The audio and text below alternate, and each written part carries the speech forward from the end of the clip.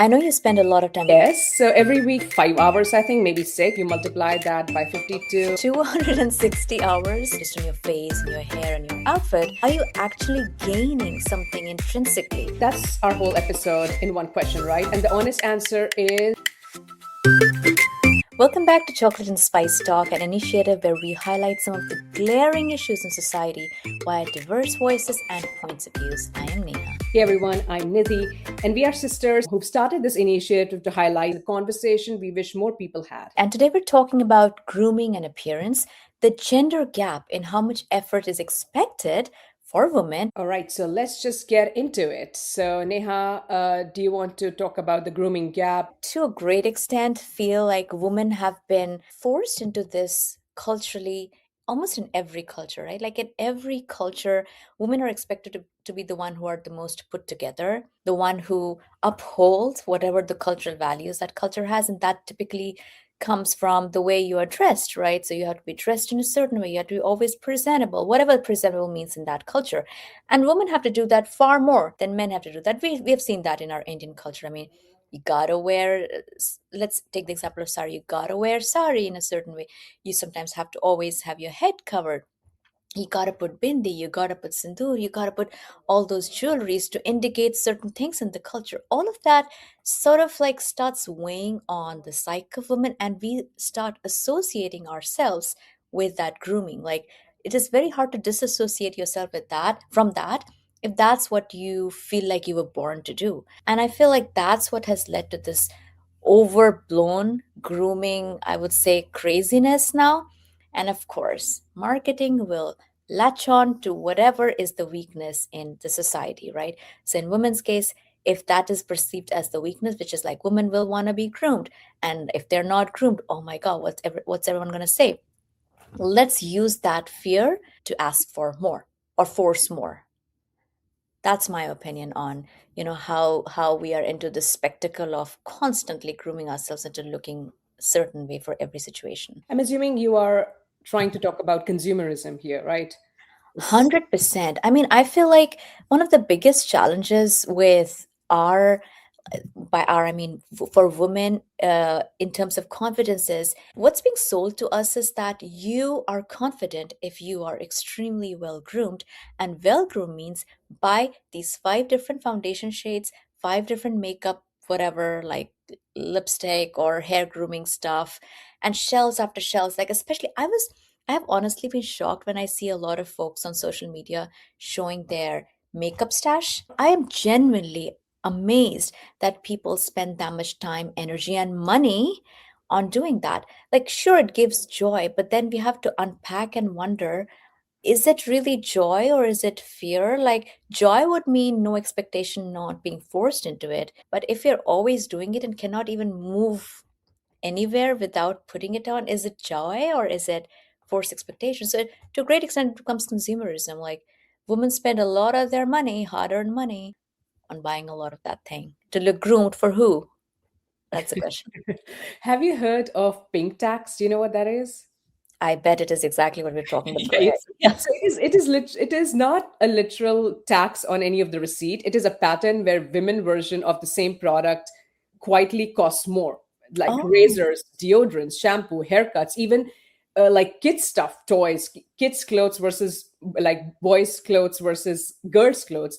huh. And you can imagine that you repeat that over a lifetime, and the estimate says that women end up paying hundreds and thousands extra dollar a year to get the same basics. So that's what bothers me.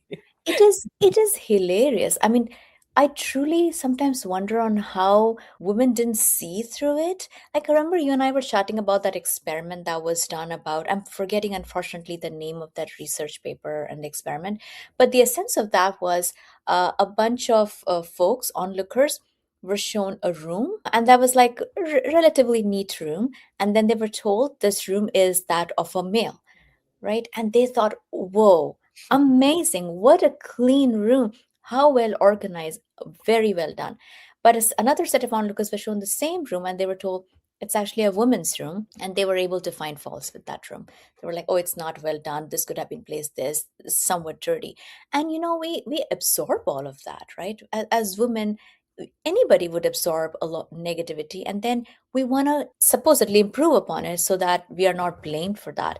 And grooming also falls into the same bucket where, in our family, everywhere that we see, men will be highly ungroomed. They will sit however they want to sit. They will be sloppy, they could be dirty, they could have stubble, they could have ungroomed hair, they could be smelly, but and it is all fine, because they are men. That's how men are.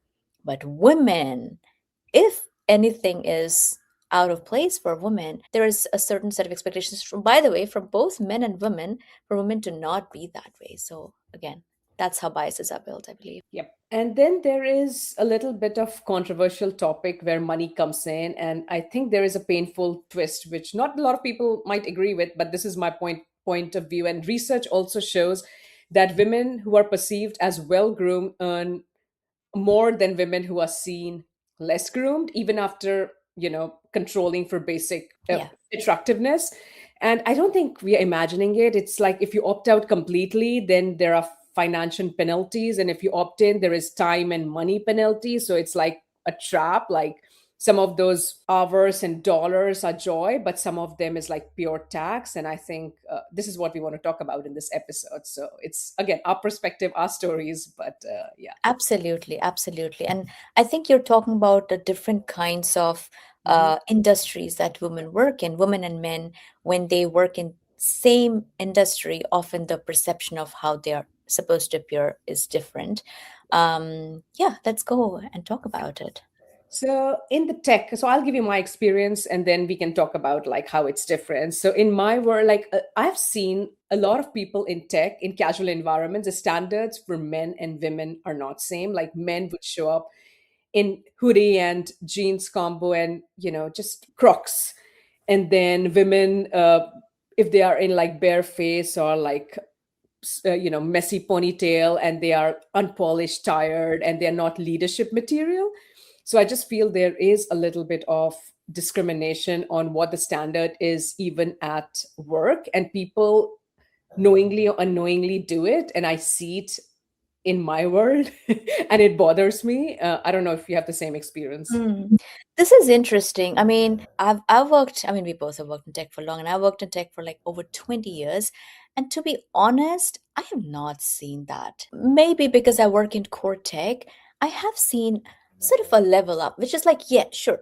In general, whether it's a man or a woman, if they are better groomed, good on them, right? Like everybody likes to have pleasant things for their eyes. So, yeah, if you're better groomed, you will be noticed as better groomed. That is true for both. But I have actually not necessarily seen that women working in tech. I've been trying to go to the nuance of it. Like it's not that you did not put makeup or that you did not wear certain clothes. It's just that men simply don't expect you to speak up. So that's a different problem. Yeah. All right, I'll also talk about a 2018 study which was done from Scotland, and that took photos of women faces at three different level of makeups: Mm. none, light, and heavy. And it showed them to and a lot of people, were shown these pictures, and they rated leadership competence. So that is what they were rating these photos on. The women in heavy makeups were rated as the least competent leaders across all genders, across all race. But this is the kicker. So the women in light makeup, they got promotions more than women with no makeup at all. Mhm. So, kind of thing is like you wear makeup, but not too much. You can be polished, but not too much. And you should look effortless, not too visible, which is like, it tries to make some invisible rules for you and puts you into it and expects you to do it. And that's the one thing I have problem with. Like to be yourself, like if I want to be loud, I should be allowed to be loud. And I should be able to do whatever I want with my life and be in leadership position. But I just feel like our industry is not set up that way. Yeah, and again, that I feel like is a cultural problem. It holds true, unfortunately, for men as well. Like, if men tomorrow were to wear loud plaid and, Yeah. tie a ponytail and just pierce their nose and were to go to the office, they would potentially also not be perceived as leadership material. So that's why all men are in gray suits or white shirts. Like the best grooming detail they'd have is wear a white shirt and potentially a dark suit. Yeah, yeah. That's the height Most of the group. people say But that's it's why they're all yeah, right. they're all homogeneous because they have created this, and they have created, by the way, it is men's corporate culture where homogeneity is encouraged, and within homogeneity, somebody will be better via, whether they're louder or smarter or more capable, and they're going to get promoted. And that now is true for women as well, where some sort of homogeneity is expected from women. Where it's like, don't be too flashy and whatever. And so women get to decide that, right? Women get to decide that. I feel like that's where we have the advantage. Men don't know what to decide for women. They just know what they have typically seen. And so if we want to wear a bold outfit and a red lip, and everybody in that office is doing something as bold, well, that's homogeneity. Everybody is bold. But if it's not going to be true, if we'll have different levels, then people will perceive those different levels. So it's a little bit more nuanced. And ultimately, I feel like we have to strengthen our inner self to be able to speak up Exactly. and show up no matter what. Mhm. Yeah, and exactly. We have to be authentic to ourselves and kind of reduce the noise that's coming. Like you are this and you like this and you be this irrespective of whether people want to be black and white. If you want to be red, you be red. That kind of. Condoleezza Rice, who was former United States Secretary of State, and she's an incredibly smart woman. Obviously, I cannot imagine like one of the only women at power in those days how she did it. But this is what she said when she was asked, like, did you perceive any difference? She said, not really. In fact, in her early days, when she went into the room, people looked at her and were like, oh, this person, is she in the right room? And she thought to herself, you will see in a minute that I'm absolutely in the right room. Yeah, that's a And confidence. that's what you need. Yeah, yeah. All right, let's talk about where we came from and the house we grew in, because I do believe that I think Ma had a very big impact on how at least I grew and you get dressed, because I think she always taught us like getting dressed, taking care of yourself is a form of self-respect and showing respect to others. Like if you go to somebody's house, an event, you shouldn't look like you roll out of bed. That was a value. Like you don't have to be over glam or anything, but you have to look like you care. Clean hair, always ironed clothes, and little something. And I think that was a baseline. And I absorbed that fully when I was young. And then I think other thing that also had a big impact on me is I went to University of Mumbai, which was like a fashion town. And in my college, I saw so many different people, and fashion, makeup, grooming was a big part. So at in those very formative years, that is what I was surrounded with. I saw my seniors, I saw people around me paying attention to it. So, you know, I thought that's a baseline. So that's what I absorbed. So, makeup became a part of my routine. Coloring my hair was a part of my routine. Fashion was my creativity. I would express myself through fashion and how I dress. So I think that carried over. And I think we both did a master's degree. And I just felt like that also had an impact because for 2 years we were trained so much to be groomed, like how to wear a pencil skirt, how to wear a blazer. And again, we can talk about whether it's a problem or not, but that is what I was trained for like 2 years. I was also trained on how do you iron your business suit and put it in a suitcase because we had to travel and go to conferences. So a lot of it was training and what I saw. And I think that also has an effect on how you grew up and how you present yourself now. So I just wanted to put that story out there because a lot of people ask me, oh, you always put effort, you always go out, you're always overdressed, or you're always well dressed. And for me, that's baseline. For me, it's not putting effort. Like that is literally the bare minimum I do. This is how I am. This is not putting effort, and I think it has a history to it. So I wanted to share that. What about you? Yeah. And I mean, absolutely nothing to feel guilty about, right? I mean, as I mentioned, even for men, a man who is well groomed versus a man who is sloppy, you can tell the difference. And everything else being equal, you know who is probably going to be leading the way, right?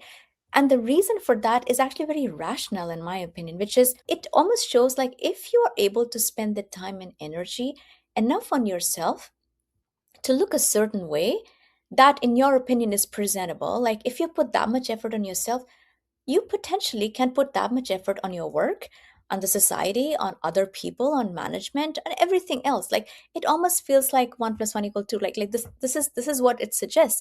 And it's the same for women. Like honestly, for me, I have always believed in being as presentable as I can be within the bounds of the time and resource I'm willing to spend. That is my definition of grooming. So right now, for example, we're at a podcast and you and I discuss that we want to wear a neutral shade. I'm like, okay, I put on a scarf because why not? Right? Like that's my creative side. Honestly, remember you and I were chatting. I was starting to get ready and I got dressed in less than 20 minutes tops, like full everything, right? Not even 20 minutes, probably 15 minutes. And that's it. That's all it took. Not that I'm saying I'm the perfect picture representation. Like obviously in today's world, people would be like, oh, look at your hair, you got no makeup and all of that. It does not matter. For me, this is my idea of what presentable looks like. And I do the same thing at work, which is understanding what altitude I am gonna be at work, like what's where I am. I will dress accordingly, and that much effort I'm absolutely willing to put. What bothers me sometimes, and again, this is like such a deeply philosophical question because that is my understanding of grooming and level, but other people's might be very different. Like already yours is somewhat different. And then there is the perfection, right? Like if you look at those on shows or those celebrity culture, like the red carpet events, you can almost see not a literal hair is out of the place. There will be a group of people behind the celebrities making sure the hair is perfect, the eyebrow is perfect, every eyelash is perfect, the skin is shining just perfectly. Great, that is their level of grooming. Even if you were to compare that level of grooming from 50 years back, you'd see that right now it is so polished, it's almost plastic. But then is that okay? Like maybe for some people, that's what feels like the right amount of grooming. And so who are we to judge that, right? Exactly. Yeah, and maybe that's the baseline. Just the way I said, That's this is basically, my baseline. yeah. That might be the baseline. So as long as I think it is acceptable, it also grows with confidence. My fear is for younger generation because when they see something like that, it's like, oh wow, how is their face looking so filtered, 100%. right? That worries me so much because you and I are in our 40s, Hmm. and it has taken us that long to understand that, every beauty that you see is not just supposed to be us as well. And like, it's okay if we are not that. And we have done a lot of internal understanding. And so, to your point, this confidence culture ideally shouldn't be built on the toxicity of external validation and external looks. Like, that's what it comes down to. There's this amazing book called Confidence Culture by Rosalind Gale and Shani Orgid, and it really talks about how the message for women about believe in yourself, love your body, and do the best and self regulate has now become like a burden, right? Like it's almost become like the society telling you fix yourself because then all your problems will be solved. Fix this about yourself, then you'll be the most confident, motivated person. So for us, instead of spending time on truly what makes you confident, which is knowledge, seeing different things, really sitting and absorbing and understanding and rationalizing.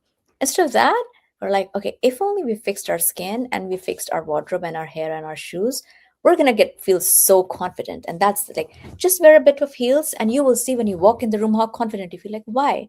Why? Why do I need to do that to feel confident? And this also ties back to what you were talking about consumerism. It's like it is shallow. All right. So I mean, let me just say it is shallow because I think a lot of this should be focused on how do women take up leadership role so that they change the narrative and they give more representation so that younger generation can see that women can do well, and then maybe change policies, maybe work on reducing pay gap, maybe work on getting women's right on top of the government policies that is being taken away from us. So yeah, I mean, yeah, I think looking good is one part, but I think doing this and being you know pushing for this kind of feminism is a whole different level. Yeah. Yeah, yeah. And you will often hear like I've even heard some leaders talk about things like, oh, when women put on makeup, they have this much of success. So what's the big deal? Let's just put on a ton of makeup. It is a very empty narrative, in my opinion. Yes, that fact may be true. but you are propagating that fact by making it now a rule so that women, every woman, whether they would have wanted to put makeup or not, feel like they will be at a disadvantage if they did not put makeup, which is highly unfortunate because you and I are discussing that we are determining the level of grooming and makeup for ourselves, for our own joy, for our own baseline. And now somebody's telling us, well, the reality is if you weren't this groomed, you were going to fail. Yeah. No matter how smart you are, you're going to fail, which is so unfortunate. Yeah. Unfortunate, unfair. Yeah. Unfair, yeah. All right. I do want to talk about what we do at our home because I have a young kid and I do want to help him understand this from a perspective of family values because I think grooming isn't just a personal thing. I do want to make it like a family value and we are trying to shape that very intentionally. And my husband is well groomed. He's not me. He's not into products or like getting dressed up. He'll get his hair cut, beard done like twice a month and he has a simple taste and he wears clean clothes, good quality shirts and so on. And that is important because I think women carry the whole grooming load that men get passed on household. And I don't want my son to understand that that's true. And that's what I'm trying to teach him is like grooming is a part of self-care and a part of respect. At this age what it looks like is like if we are going out, put on some real pants and put on a clean shirt, clean your face, brush your hair, and that's a baseline. And then if you're going somewhere special, then put a little bit more effort because you are enough as you are. But then if somebody invites you, you have to try, Hmm. have to make sure that you look a certain way so that you made sure that you put some effort because being invited somewhere and being included somewhere, being a part of community does require effort. And every family value is different. I'm trying to help him understand this, and I think at the age of 7 he is like, yesterday we went to a birthday party and I told him go wear a t-shirt and shirt, and he wore like a white shirt and a black pant. And then he remembered these value and he asked me, "Oh, Mama, is this T-shirt good enough?" Because in his mind, he's like, because he doesn't know if it is good enough or not. But the fact that he cared to ask, and I was like, "It's perfect, Vikram. It's a beautiful white T-shirt with like ice cream on it. It's perfect. It's clean. It smells good. You have clean pants. You have a nice socks on. It's perfect." So I think it matters, at least for my household. I'm trying to make sure that he understands that this shouldn't be a woman's burden. You are responsible for your own grooming, you take care of it. Absolutely. I totally subscribe to that as well, and had the same, discussion with my son when he was growing up. So he more or less has a good understanding of what real grooming means and how much time he should spend on the grooming and stuff. And for women, the unfortunate thing is it's slightly different because as women grow up, like I'm sure all moms tell their girls the same thing, but as we grow up, we start seeing something else in the society which sort of like is a little bit more, well, it is not no longer about a clean shirt and a good pair of pants and cleanly tied hair or just a washed face. It is no longer that. It is, by the way, that you probably have a bunch of gap in your body and your face and how your hair looks, and you got to cover that gap up to look a certain standard, which the marketing industry has created to enable purchase of certain things. This is where it boils down to, right? Like whatever, again, going down to consumerism and marketing, and how do you prey upon the biggest weakness in the society? And this is where it is. But to your point, yes, I mean, I subscribe to the same belief, which is if we put a little bit of effort on ourselves to wake up in the morning and do things that will make our skin feel clean and our body feel well adjusted, we'll feel good. Yeah, it goes back to how you feel because I think everything is connected to your mood, how you feel, how you perform. Like we talked about our sleep and everything is like, unfortunately, this is the rhythm we have to go by so that we are productive. And then I know our sons have big age difference. I have a 7-year old, you have almost 21-year old. And I've seen like Aryan does take very good care of himself. So I mean, till whatever he can, like as a young man, he takes care, he understands what is good for him, what is not. He has a good taste. So I think that's important for young men to do, is like, this is your department. I'm not responsible for making sure your face looks clean or you floss your teeth or you're wearing like a clean t-shirt. That should be a part of your job. So Absolutely. Like as human beings, we should know what fits well over time. We should know what fits well for our body and how we want to present ourselves, and then figure it out. Like, just because somebody is a guy, someone shouldn't be on their case to force them to be something. They should have it within themselves, right? Just like women are forced to have it internalized, men should at least have some basic understanding of what correct grooming is. Actually, there's a very interesting, funny movie that came out recently. It's called Ladies First. It has Rosamund Pike, and it is so funny because it's sort of almost, how do I say, like flips the world, where it's women first, and then when you see this movie from the point of view of what would have happened if women had behaved the way men behave right now, and if the marketing hype was focused on men's body and men's looks and men's clothes, what would the world have like? That, like, truly, honestly, even though I think of myself as somebody who has clear points of views, and when I watched that movie, it felt like a light bulb moment, because I was like, oh my god, even without realizing, there are so many moments which we just overlook, Yeah. and we don't understand how it has preyed upon us. When you see men displayed that way, or men's pictures displayed that way, and men's look glorified, and then of course the men are cringing, and then you realize, oh my gosh, that's what's been happening to women all along, and we just let it go because we have grown with it, and generations of women have internalized it. I So know. yeah. I saw that clip that you shared with me. It's like nobody likes policing anything they're doing. That is so offensive and that is like so intrusive. So, yeah. I know we talked a lot about what our baseline is, but do you want to talk about like what's worth it and what's not? And maybe I can start because I don't like to apologize. And I have lengthy routines, like we have talked about it. I have my own morning routine. It's not a 12-step routine. It is reduced to 7 step. But I like to do my own thing. I like to do the cold face, ice bath to my face, makes me feel good. I do red light therapy and I like to do good serums and I like to plan my outfit and genuinely like gives me joy. But I also know that in certain rooms, like if there's a boardroom or there is an investor meeting or there's a public, talk if I'm giving at work, image does matter. And then I do like dressing with intention.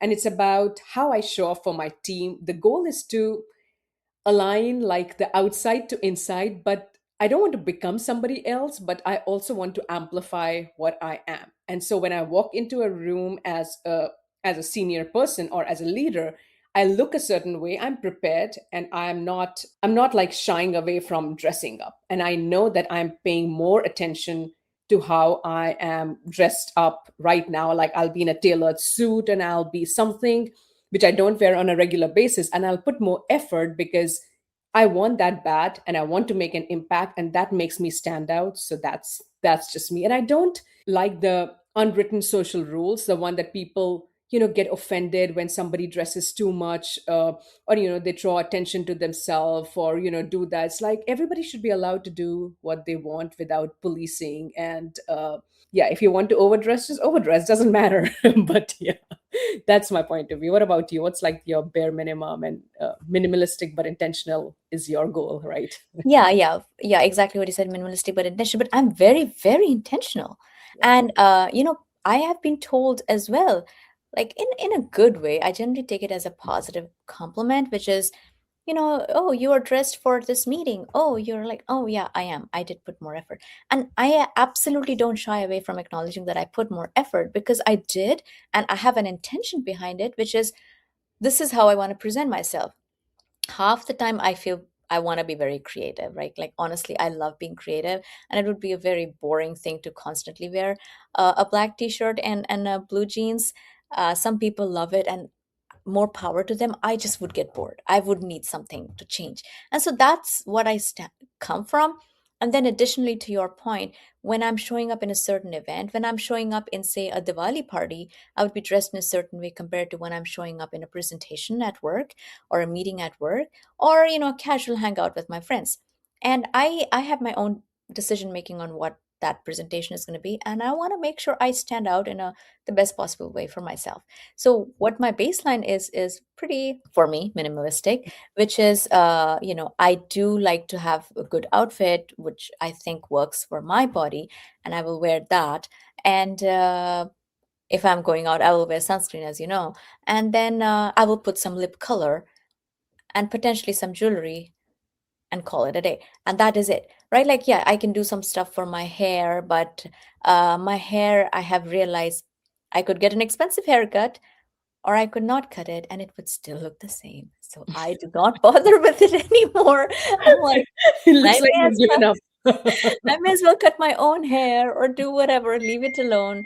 I'll just have to contend with it. And so, and then basically take care of my body and of my skin as much as I can. To your point, like I know there are several steps that could be used, but in my case, if I'm able to put some sunscreen and if I'm able to put some basic cream, it seems to have worked out. It may change in the future if things don't work out, but right now it seems to have worked out. So, yeah, that is more or less my routine, and I feel extremely comfortable.